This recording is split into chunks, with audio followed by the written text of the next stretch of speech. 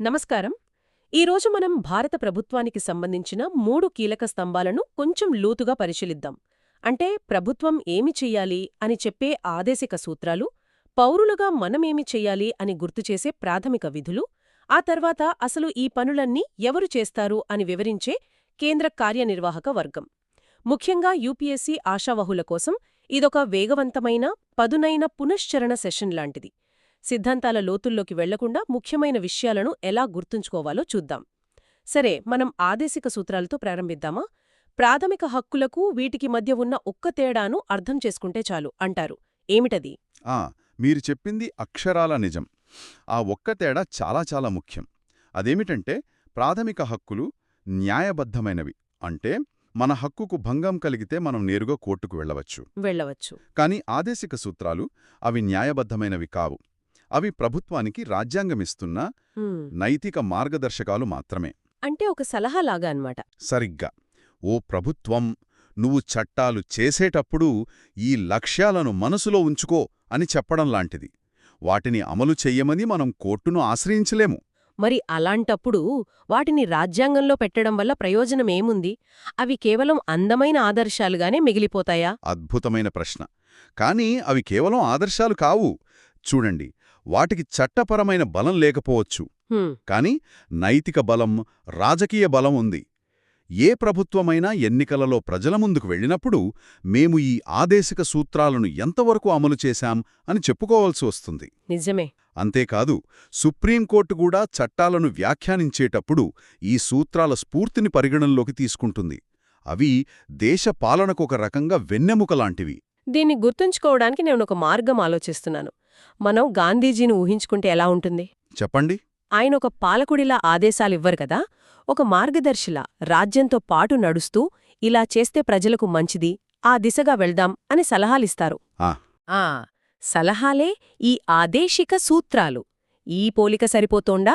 చాలా చక్కని పోలిక. సరిగ్గా అదే భావన. అందుకే వీటిని 3 రకాలుగా వర్గీకరిస్తారు. దీన్ని మనం జీఎస్ఎల్ అనే కోడ్తో గుర్తుంచుకోవచ్చు. జీఎస్ఎల్.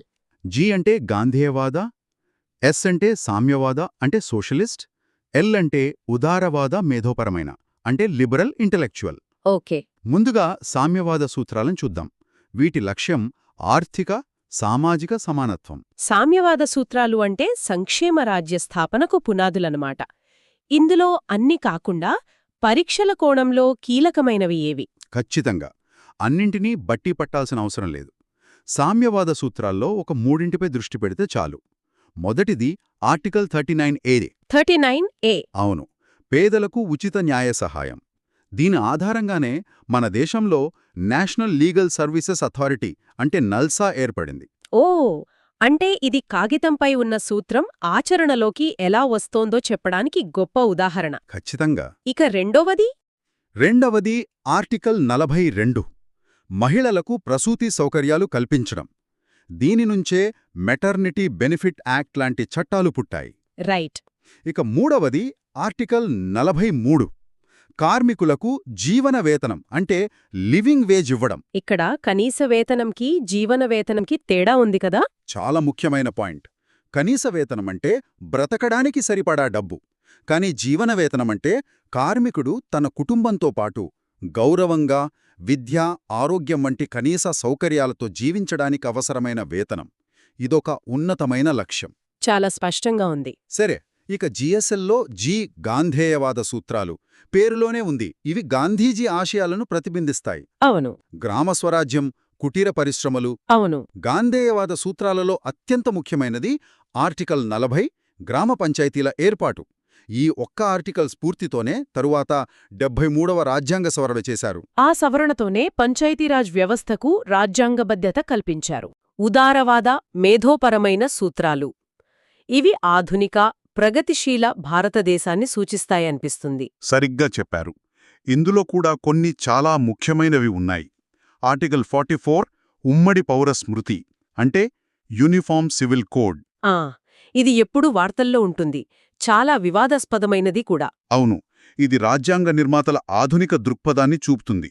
కాని భారతదేశ సామాజిక వైవిధ్యంలో దాని అమలు ఇప్పటికీ ఒక పెద్ద సవాలు. నిజమే. ఇంకేమున్నా ఇందులో? ఆర్టికల్ 50 కార్యనిర్వాహక వర్గం నుండి న్యాయ వ్యవస్థను వేరు చేయడం. అంటే ప్రభుత్వ జోక్యం లేకుండా కోర్టులు స్వతంత్రంగా పనిచేయాలి. మన ప్రజాస్వామ్యానికి ఇది పునాది లాంటిది. చాలా ముఖ్యం.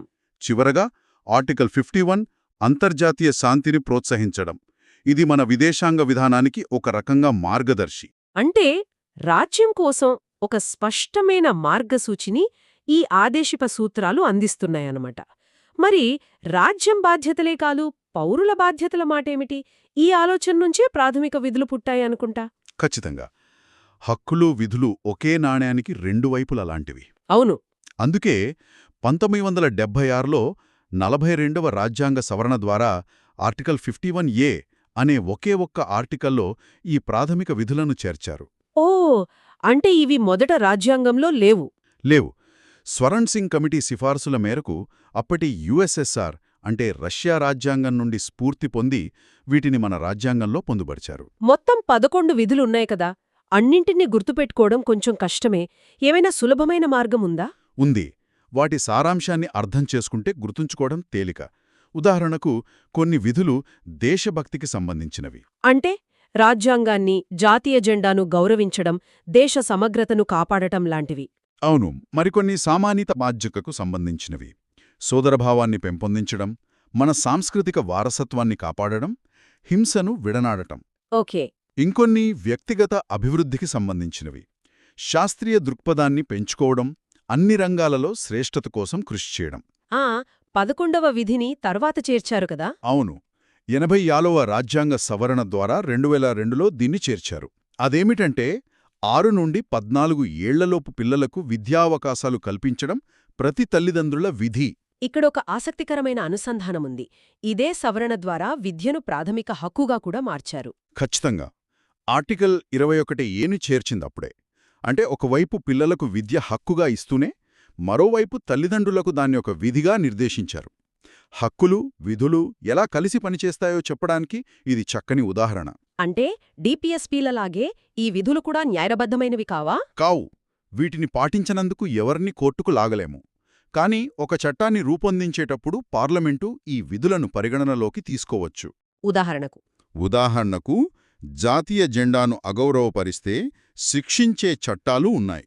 అవి ఈ ప్రాథమిక విధుల స్ఫూర్తి నుండే వచ్చాయి. ఓకే. ఇంకో ముఖ్య విషయం, ఈ విధులు కేవలం భారత పౌరులకు మాత్రమే వర్తిస్తాయి, విదేశీయులకు కాదు. బావుంది. మనం ప్రభుత్వం ఏమి చేయాలో డిపిఎస్పి, పౌరులు ఏమి చేయాలో విధులు చూశాం. ఇప్పుడు అసలు ఈ పనులను చేసే యంత్రాంగం అంటే కేంద్ర కార్యనిర్వాహక వర్గం గురించి మాట్లాడుకుందాం. దేశాన్ని నడిపించేది వీరే గదా. అవును, సరిగ్గా. కేంద్ర కార్యనిర్వాహక వర్గంలో రాష్ట్రపతి, ఉపరాష్ట్రపతి, ప్రధానమంత్రి, మంత్రిమండలి మరియు అటార్నీ జనరల్ ఉంటారు. చాలామంది రాష్ట్రపతి దేశానికి అధిపతి కాబట్టి ఆయనే సర్వాధికారి అనుకుంటారు. కాని అది నిజం కాదు. అస్సలు కాదు. అంటే భారతదేశం ఒక రాజ్యం లాంటిది.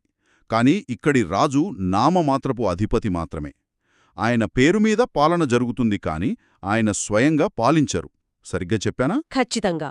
ఆర్టికల్ 53 ప్రకారం కేంద్ర కార్యనిర్వాహక అధికారం మొత్తం రాష్ట్రపతికి ఉంటుంది. కానీ ఆర్టికల్ 74 ఏం చెబుతుందంటే ఆయన ఆ అధికారాన్ని ప్రధానమంత్రి నేతృత్వంలోని మంత్రిమండలి సలహా మేరకే ఉపయోగించాలి.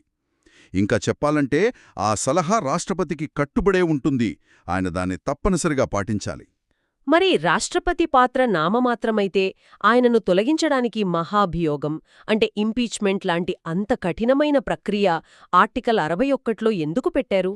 ఎందుకంటే ఆయన రాజ్యాంగ సంరక్షకుడు. మంత్రిమండలి ఇచ్చే సలహా రాజ్యాంగ విరుద్ధంగా ఉందని ఆయన భావిస్తే దాన్నొకసారి పునఃపరిశీలనకు పంపవచ్చు. కొన్ని ప్రత్యేక సందర్భాల్లో, ఉదాహరణకు లోక్సభలో ఏ పార్టీకి స్పష్టమైన మెజారిటీ రానప్పుడు ప్రధానిని ఎన్నుకోవడంలో ఆయన విచక్షణ అధికారాలు చాలా కీలకమవుతాయి. అందుకే రాజ్యాంగాన్ని ఉల్లంఘిస్తే తప్ప ఆయనను తొలగించడం దాదాపు అసాధ్యం. అర్థమైంది. మరి ఉపరాష్ట్రపతి పాత్ర ఏమిటి? ఉపరాష్ట్రపతి ప్రధాన విధి పదవీరీత్యా రాజ్యసభకు చైర్మన్గా వ్యవహరించడం. ఇది ఆర్టికల్ 64 చెబుతుంది. ఆయనకు ఉపరాష్ట్రపతిగా ప్రత్యేక విధులు తక్కువ. రాష్ట్రపతి పదవి ఖాళీ అయినప్పుడు తాత్కాలిక రాష్ట్రపతిగా. అవును, తాత్కాలిక రాష్ట్రపతిగా వ్యవహరిస్తారు అంతే. ఇక అసలైన అధికార కేంద్రం ప్రధానమంత్రి మరియు మంత్రిమండలి. వారి సంబంధం ఎలా ఉంటుంది? ఆర్టికల్ 75 ప్రకారం రాష్ట్రపతి లోక్సభలో మెజారిటీ పార్టీ నాయకుణ్ణి ప్రధానిగా నియమిస్తారు. ప్రధాని సలహా మేరకు ఇతర మంత్రులను నియమిస్తారు. రైట్.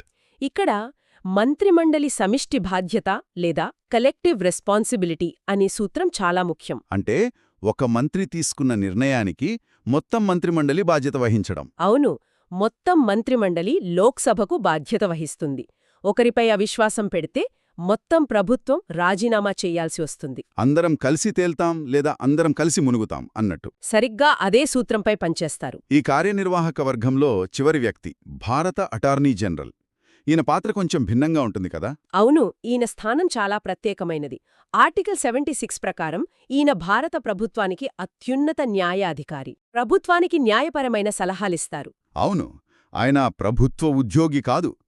పార్లమెంటు ఉభయ సభల్లో కూర్చుని మాట్లాడగలరు, చర్చల్లో పాల్గొనగలరు, కానీ ఓటు వేసే హక్కు మాత్రం ఉండదు. ఓకే. ప్రభుత్వం మారినప్పుడు సాధారణంగా ఈయన కూడా రాజీనామా చేయడం ఒక సాంప్రదాయం. మొత్తానికి ఈరోజు మనం ఆదేశిక సూత్రాలు అనే ప్రభుత్వ మార్గదర్శిని, ప్రాథమిక విధులు అనే పౌర బాధ్యతల జాబితాను మరియు వీటన్నింటినీ ఆచరణలో పెట్టే కేంద్ర కార్యనిర్వాహక వర్గం అనే యంత్రాంగాన్ని ఒక్కదానితో ఒకటి ముడిపెట్టి చూశాం. పునశ్చరణకు ఇది బాగా ఉపయోగపడుతుందని ఆశిస్తున్నాను. నిస్సందేహంగా ఈ అంశాలను నేర్చుకోవడంలో అసలైన నైపుణ్యం ప్రతి ఆర్టికల్ను ఒక కీలక పదంతో ముడిపెట్టడంలోనే ఉంది. నిజమే. పంచాయతీ అనగానే ఆర్టికల్ 40, ఉమ్మడి పౌరస్మృతి అనగానే ఆర్టికల్ 44, మహాభియోగం అనగానే ఆర్టికల్ 61 ఇలా మెరుపుల గుర్తుకు రావాలి.